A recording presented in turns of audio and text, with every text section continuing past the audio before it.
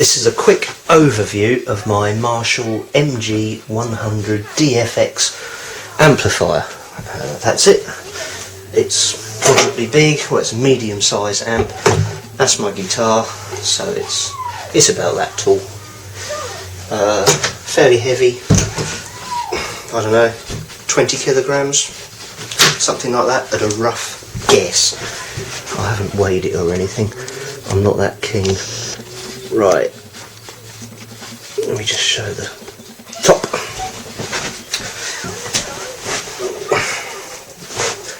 You switch it on here, power switch on the right hand side. I lost my plectrum. Oh, it's in my pocket. I always lose my plectrum. So on the left, that's the input.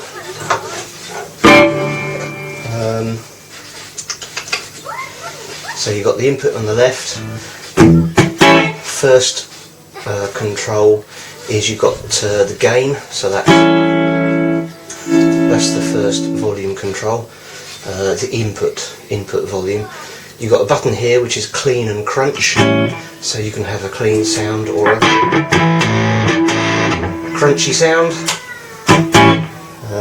Then you've got bass, middle and treble on there. I usually leave them all wound up. And then you've got channel select, so you can select from the clean channel or the overdrive channel. So if you leave that in, you select the overdrive channel. Again, you've got a gain input to there. Oh, the light's broken. So you've got the gain input. You've got overdrive 1 and overdrive 2. So overdrive 2 is a real loud one. That's overdrive 1. Again, you've got bass, middle, treble for the overdrive channel. You've also got contour, which is sort of like another tone control. And you've got output volume for the overdrive channel. I usually leave it on the clean channel, personally. Right, here you've got the digital effects. So this control here is the effects volume. So you can have the volume of the effects. The first one you've got chorus and delay. So that gives you a nice delay and chorus sound, and you can select the volume of the effect.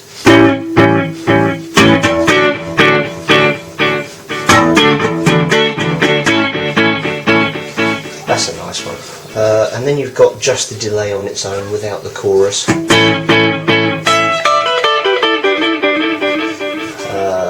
then that's what that does. You can change the delay time. The next one along is just chorus. So that gives you a nice chorus sound. You can change the speed of the chorus.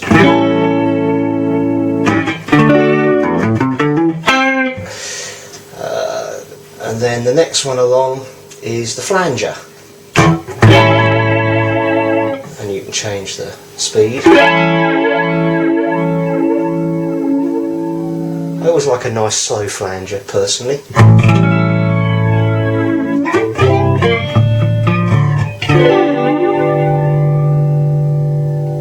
So that's the effects, and you can select the level of the effects with the effects level. So I can turn it off like that. Then you've got the reverb, so that's no reverb. And you turn the reverb up to full reverb.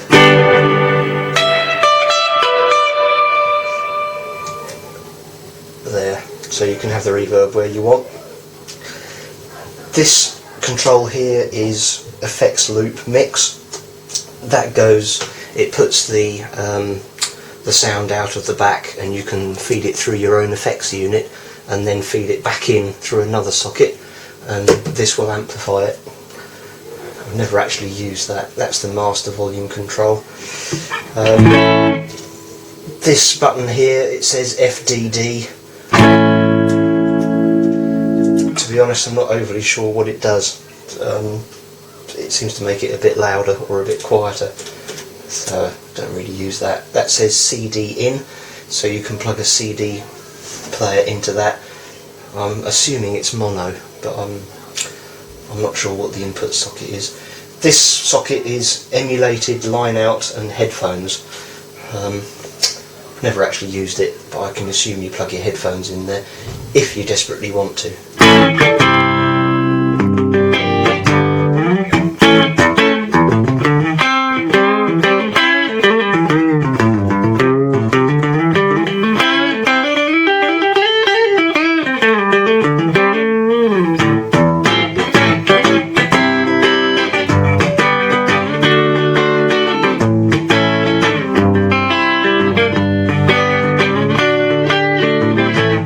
So that's it. I suppose I could look at the back as well.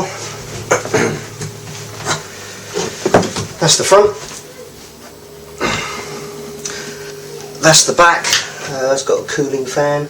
That's your loudspeaker, so you can plug it into a different loudspeaker if you want to.